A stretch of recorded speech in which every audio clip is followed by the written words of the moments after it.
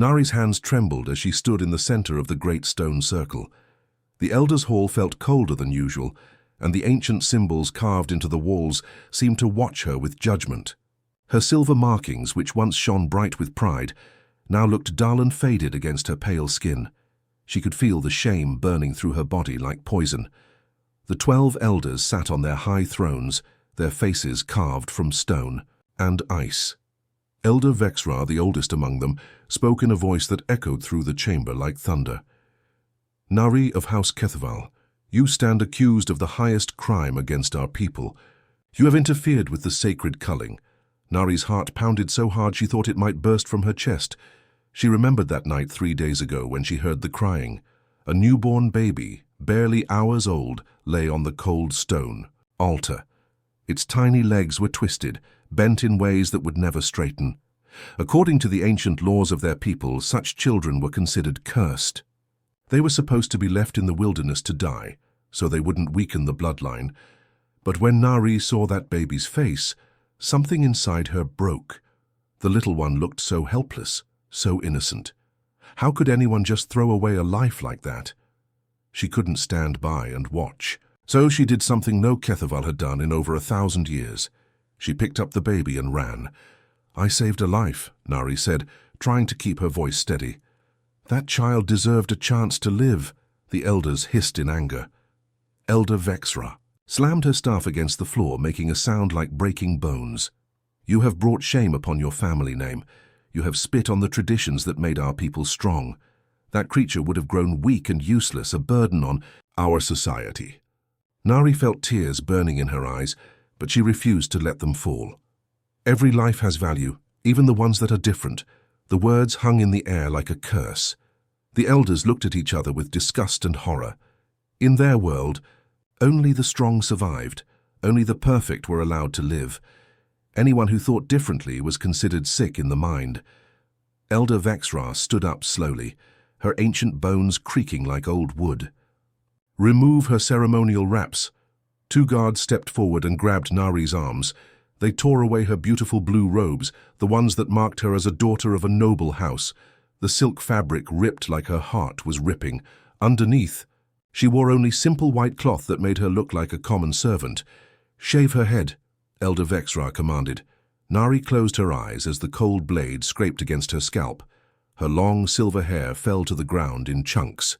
Each cut felt like they were cutting away pieces of her soul. The intricate braids that showed her family crest, the patterns that told the story of her bloodline, all of it disappeared.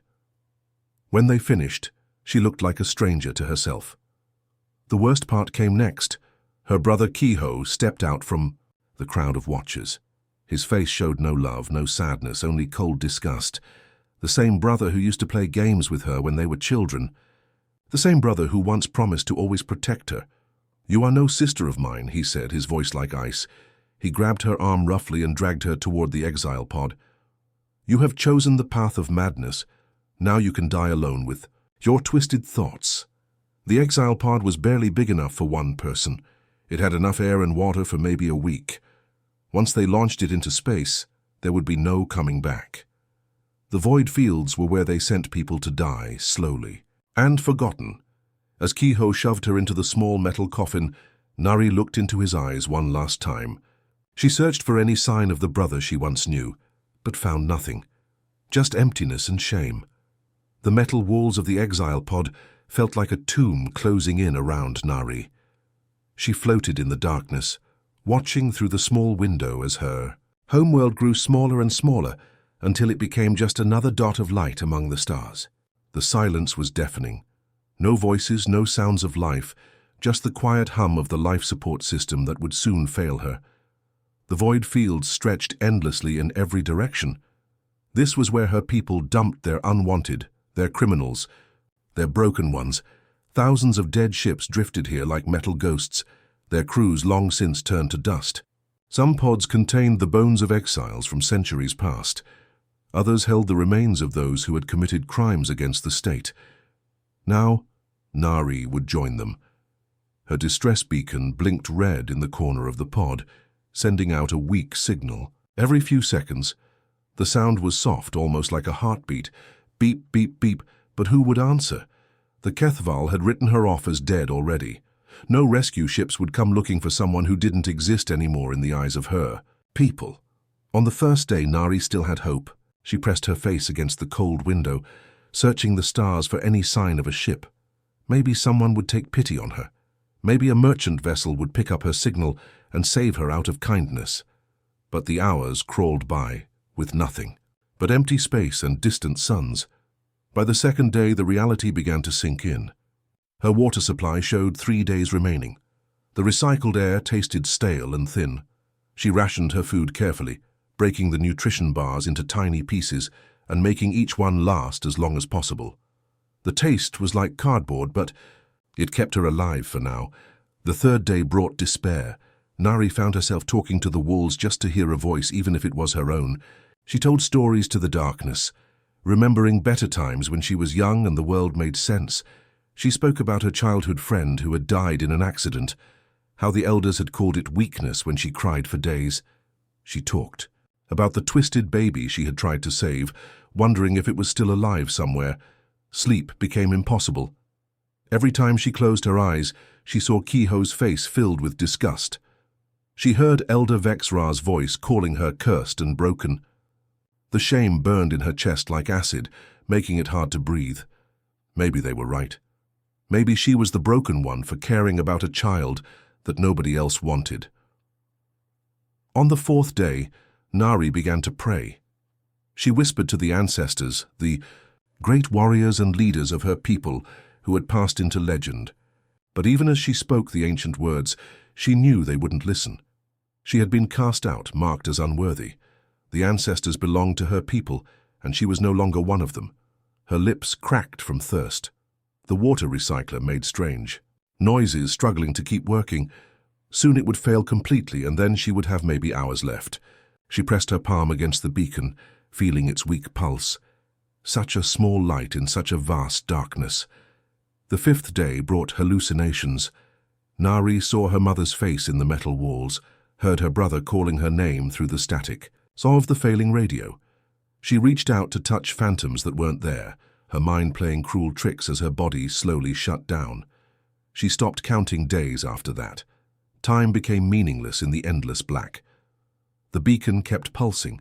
Weaker now, its power dying along with everything else. Nari curled up in the corner of her metal prison and waited for the end to come. At least it would be peaceful. At least the shame would finally stop burning in her chest. But somewhere in the darkness between the stars, something was listening. Captain. Dojin rubbed his tired eyes and stared at the scanning display for the 100th time that day. The salvage business wasn't glamorous work, but it paid the bills and kept his small crew fed. They spent their days floating through dead zones of space, looking for anything valuable enough to haul back to the stations. Old ship parts, precious metals, sometimes even intact vessels that could be refurbished and sold. The bridge of the New Hope was cramped but cozy. Coffee cups floated in magnetic holders, and family photos were stuck to every available surface. This wasn't a military ship with cold steel walls and strict rules. This was home for Dojin and his people, a place where everyone looked out for each other. "Another dead sweep," Hyejin said from her position at the sensors. She was Dojin's second in command, a sharp woman who could spot valuable salvage from miles away. "Nothing but rocks and old junk out here. We should move to the next sector." Dojin nodded, but something made him pause. His fingers hovered over the navigation controls as a faint sound caught his attention. It was barely there, just a whisper in the static of the communication array. Most people would have missed it completely. "Wait," he said, tilting his head to listen better. "Do you hear that?" Hyejin frowned and adjusted her headset. "Hear what? I don't pick up anything on the standard channels." The sound came again, so soft it might have been imagination. Beep. A long pause. Beep. It was rhythmic, like a heartbeat crying out in the darkness. Dojin had been working salvage for 15 years, and his instincts rarely led him wrong. This wasn't random noise from a broken transmitter. This was a distress signal. "There," he said, pointing at a section of space that looked empty to the naked eye. "Something's out there." Heejin ran a deep scan of the area, her instruments probing. The darkness. I'm getting some metal readings, but it's tiny. Probably just debris from an old wreck, not worth our time, Captain. But Dojin was already changing course, steering the New Hope toward the source of the signal.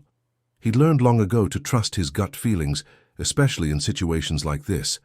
The universe was full of surprises, and the best salvage captains were the ones who paid attention to the small details others missed. Captain, respectfully, we're wasting fuel, Hyjin said.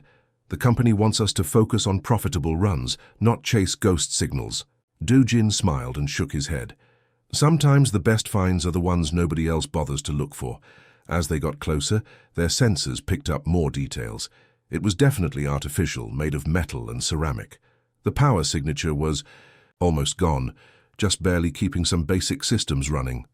Whatever it was had been drifting for days, maybe weeks. It's a pod of some kind, Hyejin said, her voice changing from annoyance to curiosity. Single occupant design. The life support is failing fast. Dojin felt his heart rate pick up. This wasn't salvage anymore, this was a rescue mission. Any signs of life? Hard to tell from here. The readings are all over the place. If someone's in there, they're in bad shape. The pod tumbled slowly. Through space, a small metal egg lost in the infinite black. As they got closer, Dojin could see it was damaged. Scratches and dents covered the hull, and one of the solar panels was completely torn away. This thing had been through hell. Boss, we should call it in to the authorities, Heejin said, to let them handle the rescue.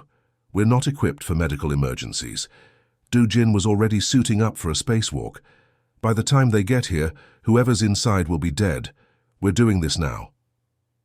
The regulations clearly state that civilian salvage vessels should not attempt rescues without proper authorization, Heejin argued, but she was already preparing the docking tube. Despite her protests, she wasn't going to let her captain go out there alone. They brought the pod into their cargo bay with careful precision. The moment it was sealed inside and pressurized, Dojin cracked open the hatch. The smell hit him first. Stale air, fear, and the bitter scent of someone who had been dying slowly for days. Inside, curled up like a broken bird, was something he'd never seen before. The being was humanoid, but clearly not human. Her skin was pale with strange silver markings, and her head was completely bald. She wasn't breathing well, and her pulse was weak and irregular. She's alive, Dojin whispered, but barely. Nari's eyes opened slowly, like heavy curtains being pulled apart after a long sleep. The first thing she noticed was the softness beneath her body. After days of floating in the hard metal pod, this felt like lying on a cloud. Her fingers gripped what felt like fabric, actual cloth, not the cold steel she expected. Panic shot through her chest. Where was she? Had her people found her and brought her back for more punishment? She tried to sit up quickly, but her weak muscles betrayed her, and she collapsed back down with a soft grunt. Easy there, a gentle voice said in a language she didn't recognize. You're safe now. Nari's head turned toward the sound, and her heart nearly stopped. Standing beside her was a creature unlike anything she had ever seen. It looked almost like a Kethaval, but different. The skin was darker, the features softer somehow. And the eyes, they held no anger, no disgust, just concern. This had to be one of the mythical humans she had heard whispered about in the old stories. Her people spoke of them rarely, calling them weak creatures who lived short lives and cared too much about things that didn't matter. But looking at this being now, Nari didn't see weakness. She saw kindness. The human. It had to be. Human. Held up both hands in a peaceful gesture. My name is Subin, the creature said slowly, pointing to itself. You're on our ship. You're hurt, but you're going to be okay. Nari tried to speak, but her throat felt like sandpaper. The human called Subin immediately reached for a cup of water and helped her sit up just enough to drink. The liquid was cool and clean, better than anything from her dying pod. As she drank, she noticed Subin's hands were incredibly gentle, supporting her head without gripping too tightly. Why? Nari managed to croak out in her own language. She didn't expect the human to understand, but she had to ask. Subin tilted, their head, clearly not understanding the words but recognizing the question in her voice. The human pulled out a small device and spoke into it. After a moment, it made sounds in Nari's language, though the pronunciation was clumsy. "We help." "Because you need help," the device translated. "No other reason." Nari stared at Subin in shock. Among her people, everything had a price. Every favor came with expectations. No one did anything purely out of kindness, especially not for a stranger. Yet here was this alien creature, caring for her without asking for anything in return. Over the next few hours, Subin checked her injuries with instruments that looked nothing like HFY medical tools. Everything was done with permission first. The human would point to a part of Nari's body, raise their eyebrows in question, and wait for her nod before proceeding. Even when cleaning the cuts on her arms from the rough handling during her exile, Subin's touch was careful and respectful.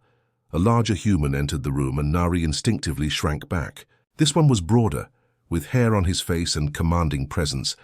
But instead of the harsh authority she expected, he spoke in the same gentle tone as Subin. "I'm Dojin," he said through the translation device. "Captain of this ship. How are you feeling?"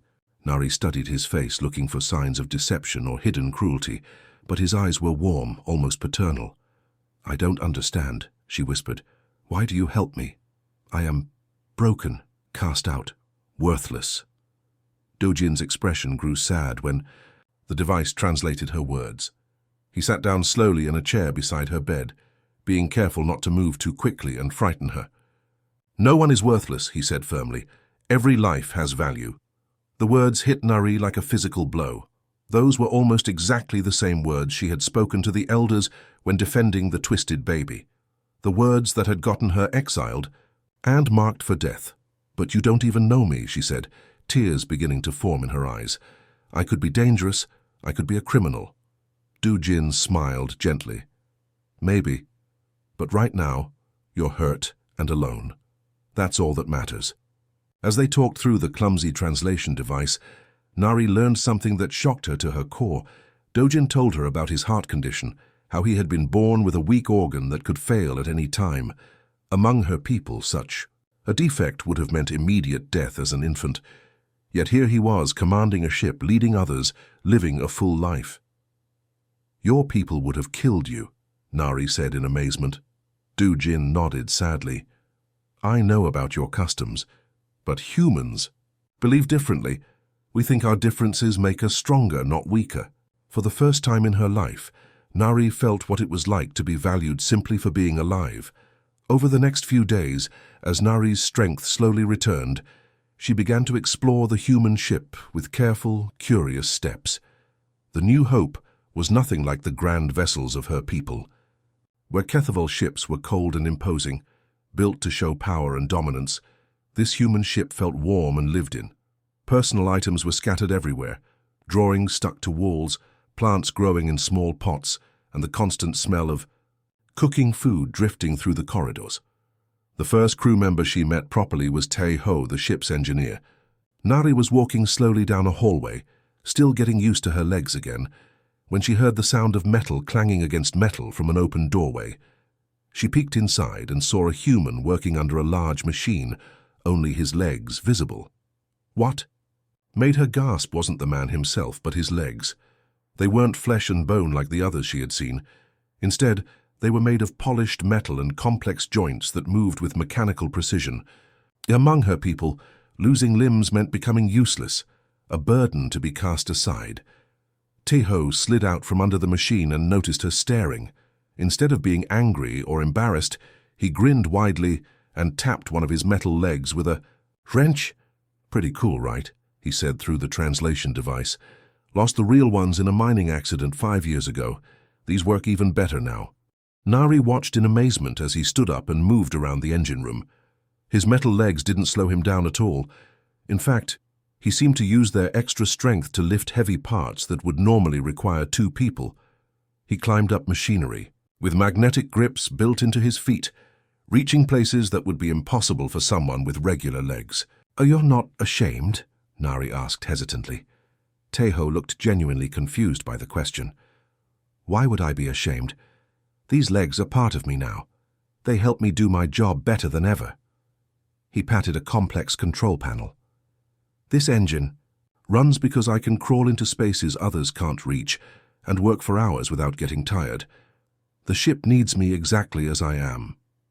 Later that day, Nari met Bora, the ship's navigator. She was sitting in front of a wall of screens and instruments, her fingers dancing across controls with incredible speed and precision. But when she turned to greet Nari, her eyes were clouded with a milky white film. She was completely blind. "Welcome aboard," Bora said with a warm smile. "I heard we picked up a new friend." Nari stared at the woman's sightless eyes, then at the complex star charts and navigation displays surrounding her. "But how do you—" "See?" Bora laughed. "I don't need eyes to navigate space. These instruments are my eyes now." She ran her hands over a panel covered in raised dots and lines. "I can feel the gravitational pulls of planets, hear the radiation signatures of different stars, and sense the movement of ships through space better than anyone with working eyes." To prove her point, Bora's hands flew over the controls, and the ship smoothly changed course to avoid a small asteroid field that Nari hadn't even noticed approaching. "Vision is just one way to understand the universe," Bora explained. "I've learned to use all my other senses instead." The third crew member Nari met was Jae-min in the communications room. He was young, maybe barely an adult, with kind eyes and quick movements. When she entered his workspace, he looked up and smiled, then began moving his hands in rapid, flowing gestures. Nari looked confused, and Jae-min's face showed understanding. He pulled out the translation device and typed, "On it, I'm deaf," the device read out loud while Jae-min continued signing. "I can't hear sounds the way others do, but I can read radio signals and data transmissions better than anyone else on this ship. My eyes catch patterns that others miss because I'm not distracted by noise." He showed her his workstation, covered with visual displays showing radio waves, data streams, and communication patterns from across the galaxy. His hands moved constantly, either signing to himself or adjusting controls. Nari realized that his inability to hear had made him incredibly sensitive to visual information. "We all work together," Jae-min typed. "My eyes, Bora's other senses, Taeho's strength, Dojin's leadership, Subin's healing skills. We're not broken people, we're a complete team." That evening, Nari sat in the ship's small common area, watching the humans share their evening meal. They laughed together, told stories, and included each other in every conversation. Taeho used his strong metal hands to open jars for others. Bora described the beautiful colors of a nebula they had passed, painting pictures with words for the others to see. Jaemin's rapid hand movements were understood by everyone, and they signed back to him naturally. These humans would all be considered defective failures by her people. But here, working together, they were stronger than any Kethaval crew she had ever known. The alarm on the New Hope started screaming at 3 in the morning, ship time. Nari jerked awake from the first peaceful sleep she'd had in weeks, her heart pounding as the red emergency lights bathed everything in blood-colored shadows. Through the ship's communication system, she heard Dojin's calm but urgent voice calling all crew to stations. Nari stumbled out of her small quarters and into the hallway, where she nearly collided with Taeho as he rushed past on his metal legs. The engineer's face was grim, and she could hear the ship's engines powering up to full capacity. "What's happening?" she asked. But Taeho was already gone, racing toward the engine room. She made her way to the bridge, where the crew was frantically working at their stations. Bora's hands flew over her navigation controls, while Jaemin's fingers danced across the communication arrays. The main screen showed a massive ship approaching fast, its hull dark and menacing against the stars. Nari's blood turned to ice. She recognized that ship design immediately. It was a Kethaval hunter vessel, built for one purpose: tracking down and capturing fugitives. The sleek black hull was covered in weapon ports, and its engines glowed with the distinctive blue fire of her people's technology. "They found me," she whispered, her voice barely audible over the alarm. Dojin turned from his captain's chair, his face serious but not panicked. "Nari, get to the escape pods. We'll try to outrun them." "No," she said, stepping forward. "You don't understand. They won't just let you go. If they think you're harboring an exile, they'll destroy this ship without hesitation. The communication system crackled to life, and a cold, familiar voice filled the bridge. Nari's knees nearly buckled as she heard her sister's voice speaking, in the harsh, commanding tone of a Kethval warrior. "Human vessel, you are harboring a criminal of the Kethval Empire. Surrender the exile Nari immediately, or face destruction." The crew looked at Nari with concern, but not fear. None of them suggested handing her over, even though their lives were now in danger because of her. Dojin stepped closer to her, his voice gentle but firm. "We don't abandon family," he said simply. Before Nari could respond, the hunter ship fired a warning shot that passed dangerously close to their hull. The New Hope shuddered, and sparks flew from one of Jae-min's communication panels. The young man quickly switched to backup systems, his hands moving in frustrated signs. "They're jamming our communications," Subin translated. "We can't call for help." The Kethval ship moved closer, its massive bulk dwarfing the small salvage vessel. Docking clamps extended from its hull like metal claws, and Nari could see the bright lights of a boarding tube preparing to attach to their ship. "I have to go," Nari said, her voice shaking. "I won't let them hurt you because of me." "Like hell," Taeho's voice came through the intercom from the engine room.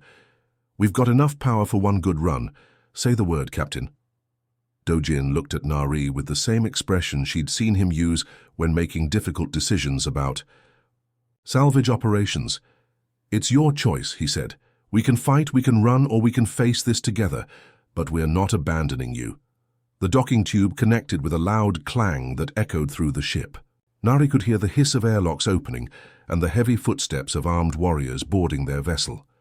Her sister's voice echoed through the corridors, shouting orders in the Kethval language. "Search every compartment, find the exile and bring her to me. Kill anyone who resists." Nari felt something change inside her chest. The shame and fear that had lived there for so long began to transform into something else. These humans had shown her what it meant to be valued, to be part of a real family. They had risked their lives for her without asking for anything in return. She would not let them die because of her past. She straightened her shoulders and walked toward the bridge entrance. Behind her, she could hear Dojin calling her name, but she didn't turn around. Instead, she stepped into the corridor where her sister's boarding party was advancing, their weapons drawn and their faces hidden behind combat masks. "I'm here, Yunseo," Nari called out in her native language. "I'm the one you want." The warriors stopped, and their leader removed her helmet. Yunseo's face was exactly as Nari remembered, cold, beautiful, and filled with the arrogant pride of someone who had never questioned the rightness of their actions. Her silver markings were bright and perfect, her hair braided in the complex patterns of a high-ranking warrior. "Sister," Yunseo said, her voice dripping with disgust, "you look exactly like the broken thing I expected to find." But Nari didn't shrink back this time. She stood tall, her chin raised, her voice steady. "I am not broken, and these people are not your enemies. They are my family now." Yunseo laughed, a sound like breaking glass that echoed through the ship's corridors. Her warriors shifted restlessly behind her, their weapons still trained on the human crew members who had gathered to watch this confrontation unfold. Nari could see Dojin standing in the doorway of the bridge, his hand resting on Subin's shoulder, as if to hold her back from interfering. "Family," Yunseo spat, her silver markings flashing with anger. "These weak creatures are not your family. They are nothing but scavengers who pick through the bones of dead civilizations. You have fallen so far, sister, that you now call parasites your kin." Nari felt the old shame trying to creep back into her heart, but she pushed it away. She had learned something important during her time with the humans, that strength came in many forms, and the strongest people were often those who lifted others up instead of tearing them down. "By the ancient laws of our people," Nari said, her voice carrying through the ship, "I invoke the right of single combat." The corridor went dead silent. Even Yunseo's warriors seemed surprised by this declaration. The right of single combat was an old tradition, one that hadn't been used in generations. It allowed any Kethval to challenge another to personal battle, with the winner's demands being honored by all witnesses. Yunseo's eyes narrowed dangerously. "You would dare invoke the old ways? You, who have been cast out and marked as dead?" "I," Maybe exiled, Nari replied, but I am still Kethval by blood. The right is mine to claim. She gestured toward the humans behind her. I challenge you for the freedom and safety of these people. If I win, you and your warriors leave this ship and never return. If you win, I will come with you willingly. Behind her, she heard Do-Jin's sharp intake of breath. Nari, no, he whispered. You don't have to do this. But Nari didn't turn. Around? She kept her eyes fixed on her sister, watching as Yunseo considered the challenge. The warrior woman was taller, stronger, and had trained in combat since childhood. She had weapons, armor, and years of experience fighting the enemies of their people. Nari had none of these advantages. Very well, Yunseo said finally, a cruel smile spreading across her face. I accept your pathetic challenge. It will be amusing to crush you properly this time, instead of simply casting you out. She began removing her armor piece by piece. We fight with honor, using only our natural weapons and whatever tools we can find. No energy weapons, no advanced technology. The warriors cleared a space in the ship's cargo bay, forming a circle around the two sisters. Nari noticed that even Tai-Ho had come up from the engine room, his metal legs carrying him quickly to where he could watch the fight. The crew looked worried, but determined, their faces showing the same loyalty they had given her from the beginning. As Yunseo finished removing her armor, Nari could see the powerful muscles beneath her sister's clothing. Every inch of the warrior woman was built for combat, from her broad shoulders to her scarred hands. She moved with the fluid grace of a predator, confident in her superior strength and training. Nari, by contrast, was still thin from her ordeal. In the exile pod, her muscles were weak from lack of food and exercise, and she had no formal combat training beyond the basic self-defense all Kethval children learned. In a fair fight, she would lose within minutes, but Nari had learned something important from her human friends. Sometimes the fair fight wasn't the smart fight. As the two sisters circled each other in the makeshift arena, Nari's eyes scanned the cargo bay for anything she could use. She spotted coils of flexible cable hanging from the walls, magnetic clamps scattered on workbenches, and loose tools that Tai-Ho had been using for repairs. Her mind began working differently than it ever had before, seeing possibilities instead of limitations. Yunseo made the first move, lunging forward with a punch that would have shattered Nari's jaw if it had connected. But Nari wasn't there anymore. She had rolled to the side, grabbing a handful of small metal bolts from a nearby workbench as she moved. "Stand and fight like a warrior," Yunseo snarled, spinning to face her again. Instead of responding with words, Nari threw the bolts at her sister's eyes. It was a move that no honorable Kethval warrior would ever use, throwing objects instead of fighting with fists and feet. Yunseo raised her hands to block the projectiles, and in that moment of distraction, Nari dove forward and wrapped a length of cable around her sister's ankles. Yunseo crashed to the floor, her face showing shock and outrage. "Coward, you fight like a scavenger, not a warrior." "I fight like someone who wants to win," Nari replied, already moving again as her sister struggled to get back to her feet. The battle that followed was unlike anything the Kethval had ever seen. Nari used every trick the humans had unconsciously taught her. Adaptation, creativity, and the willingness to use whatever tools were available. Yunseo kicked off the cable wrapped around her ankles and rose to her feet like an angry predator. Her silver markings were now glowing with rage, and her hands clenched into fists that could easily break bones. She had been trained since childhood to be the perfect Kethval warrior, strong, fast, and deadly. Nari's unconventional tactics had caught her off guard for a moment, but now she was ready. "Enough games," Yunseo growled, advancing slowly. "I will end this quickly and put you out of your misery." Nari backed away, her eyes constantly moving around the cargo bay. She could see the human crew watching from the edges of the makeshift arena, their faces tense with worry. Do-Jin's hands were gripping the railing so tightly his knuckles had turned white. She couldn't let them down. She wouldn't let them down. Yunseo lunged again, this time with a series of lightning-fast strikes. That would have devastated any normal opponent. But Nari had learned something important from watching Tai-Ho work in tight spaces and Bora navigate by touch. Sometimes the best defense was not being where your enemy expected you to be.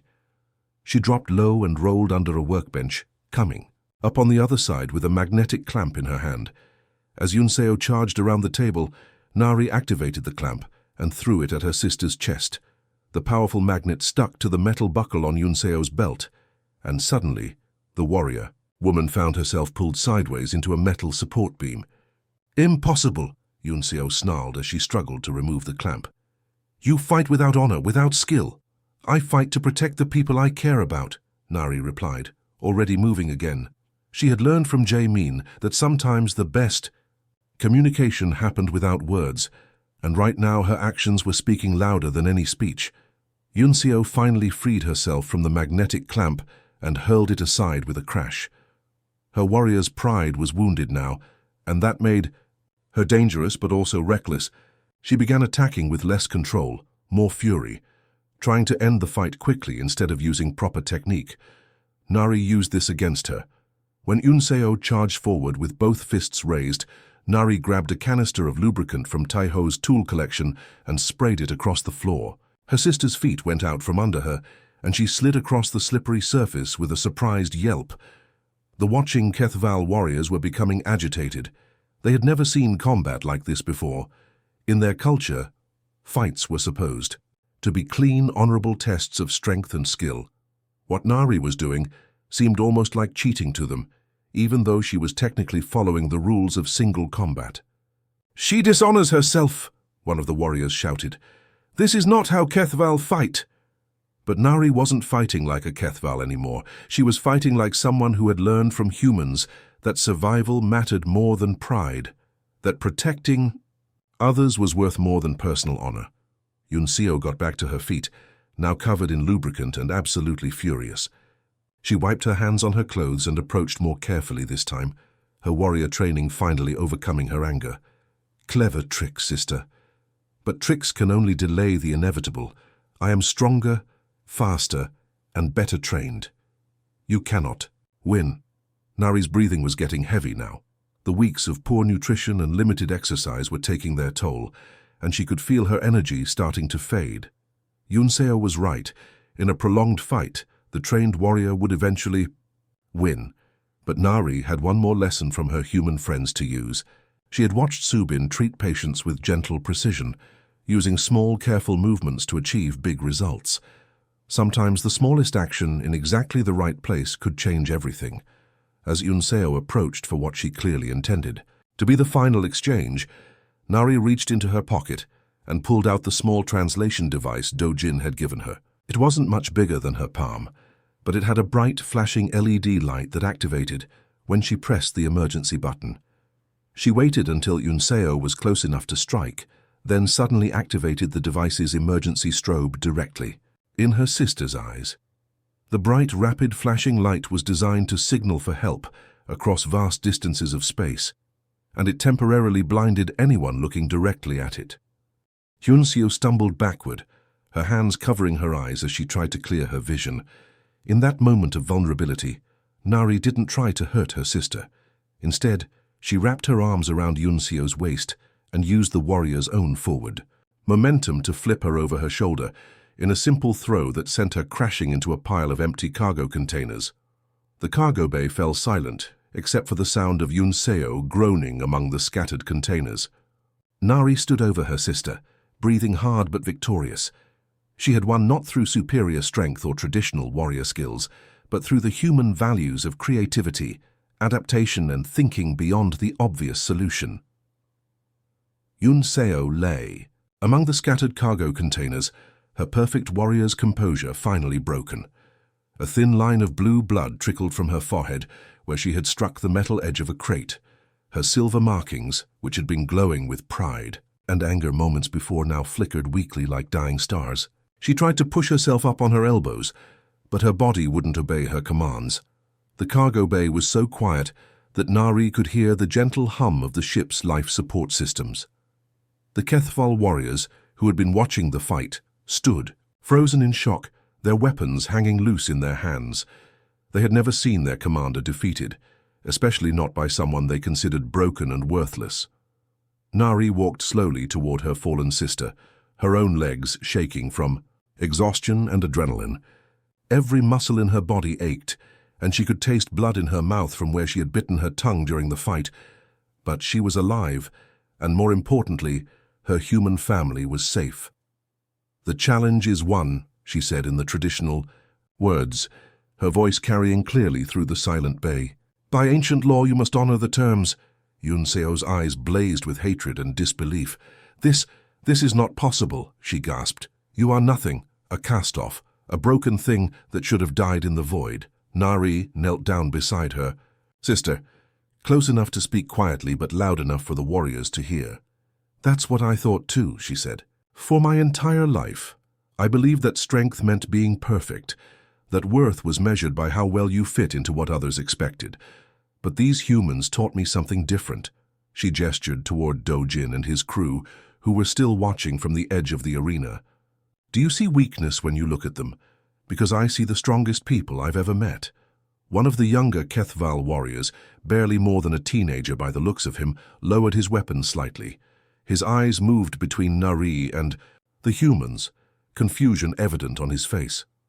"Look at their engineer," Nari continued, pointing to Taiho. "He lost his legs in an accident. By our laws, he should have been left to die as useless. But instead he built himself new ones, better ones. He can do things now that no Kethval warrior could ever do. He turned what we would call weakness into incredible strength."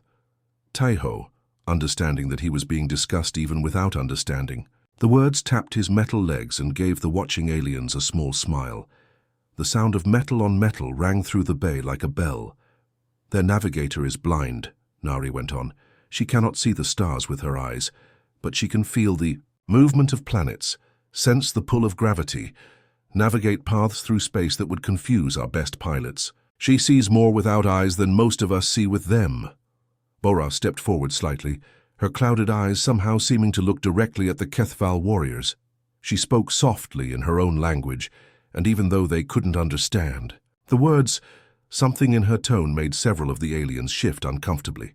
"Their communications officer cannot hear," Nari said, watching as more weapons were slowly lowered. "In our society, that would make him useless. But his silence has taught him to see patterns in data that others miss. He reads the language of the stars themselves." Jamin moved his hands in a flowing series of gestures, and Nari realized he was signing words of encouragement to her. The grace and beauty of his silent communication was like poetry in motion. "Even their captain," Nari said, looking at Do-jin with deep respect, "was born with a heart that could stop at any moment. Our people would have killed him as an infant, but he has used his knowledge of mortality to become more compassionate, not less. He saves lives because he knows how precious they are." Yun Seo struggled to sit up, her voice weak but still filled with venom. "Pretty words," she spat, "but they are still just weak creatures playing at being strong." Nari shook her head sadly. "No, sister, we are the weak ones. We throw away anything that doesn't fit our narrow idea of perfection. We waste the gifts that difference can bring. These humans, they collect the broken pieces and build something beautiful from them." She stood up slowly, addressing the entire group of warriors now. "I was cast out for defending a child with twisted legs. But here, among these weak creatures, I learned that the child I tried to save wasn't broken at all. He was just different, and different can be wonderful."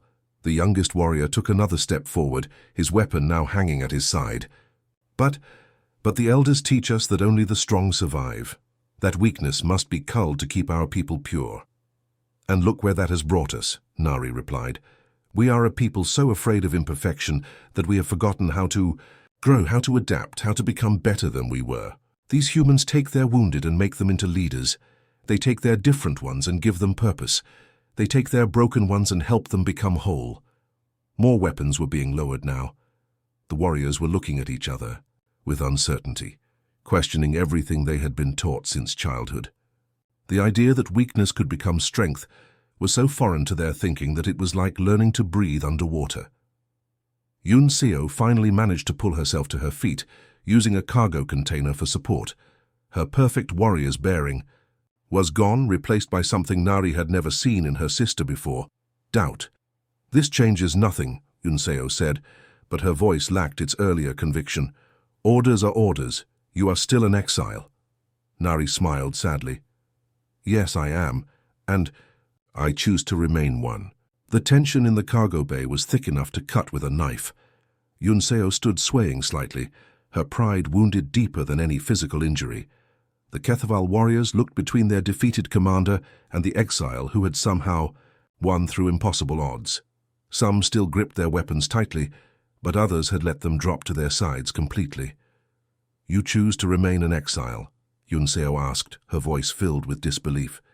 Even after proving yourself in combat, you would stay with these creatures? Nari looked around at the humans who had become her family. Dojin stood with his arms crossed, ready to defend her if needed despite his weak heart. Zubin clutched a medical kit, prepared to treat anyone who got hurt. Taiho balanced confidently on his metal legs, while Bora seemed to see everything, despite her blindness. Jamin's hands moved in supportive gestures that spoke louder than any words. These creatures, Nari said softly, gave me something our people never could. They gave me a place where I belong exactly as I am. She walked over to stand beside Dojin, her posture straight and proud. I don't want to return to a society that throws away its children. I want to stay with people who see value in everyone. The youngest Kethval warrior stepped forward, his weapon now completely lowered. But what will happen to you? How will you live among aliens? The same way I lived among you, Nari replied with a small smile. By working hard, by helping others, by trying to make tomorrow better than today. The only difference is that here, my efforts are appreciated instead of condemned. Dojin cleared his throat and spoke through the translation device, his words careful and diplomatic. Warriors of the Kethval, your sister has won her freedom fairly, but we don't want this to end in violence. We propose something different. Yunseo narrowed her eyes suspiciously. What do you propose, human? Trade, Dojin said simply. Cultural exchange. Your people are strong and proud. Ours are adaptable and innovative. We could learn from each other instead of fighting. Nari felt her heart leap with excitement. She had dreamed of something like this during her recovery, a way to bridge the gap between the two species. I could help, she said eagerly. I know both cultures now. I could translate not just words, but ideas. The cargo bay fell silent as everyone considered this unprecedented suggestion. In all of Kethval history, they had never formed true partnerships with other species. They conquered, they avoided, or they destroyed, but they had never tried to understand. One of the older warriors spoke up, his voice uncertain. The elders would never approve such a thing. They consider contact with inferior species to be contamination. Then maybe it's time the elders learned. What I learned, Nari said boldly, that there's no such thing as an inferior species, just different ways of being strong. Over the following months, something remarkable began to happen. Nari became the bridge between two very different worlds. She traveled with the New Hope crew to Kethval space stations, serving as both translator and cultural guide. At first, the meetings were tense and difficult. Many Kethval still saw the humans as weak creatures unworthy of respect, but slowly, minds began to change. When Kethval engineers saw Taiho's innovative solutions to mechanical problems, they started to reconsider their views on physical perfection. When their navigators watched Bora plot courses through dangerous asteroid fields, using only instruments and intuition, they began to understand that strength could take many forms. The humans, for their part, were amazed by Kethval endurance and discipline. They learned new techniques for ship construction and energy management. More importantly, they showed the Kethval something their rigid society had forgotten: how to laugh, how to adapt, how to find joy in unexpected places. Nari found herself changing too. No longer the frightened exile or the ashamed outcast, she became a leader in her own right. Young Kethval, who felt like they didn't fit into their society's strict molds, began seeking her out, asking questions about the humans and their strange ways of finding strength in difference. The first official trade agreement was signed 6 months after the fight in the cargo bay. Nari stood between the human and Kethval representatives, translating not just their words, but their hopes and fears. She watched with pride as Yunseo, now serving as a cultural liaison herself, shook hands with Do-jin in the formal human gesture of friendship. "You were right, sister," Yun-seo said quietly after the ceremony. "I didn't understand what strength really meant." Nari smiled and looked out at the stars through the station's viewport. Somewhere out there, Kethval and human ships were working together, learning from each other, building something neither could have created alone. Children who would have been cast aside were now being valued for their unique perspectives. The broken pieces were being assembled into something beautiful. "I'm not your sister anymore," Nari said gently. "I'm something new, something that couldn't exist in either of our old worlds." She was the bridge between stars, living proof that compassion could indeed cross any gap, and that sometimes the most beautiful things came from bringing together what others had thrown away. In the O. Then she had found her place not by returning to where she came from, but by helping create somewhere entirely new.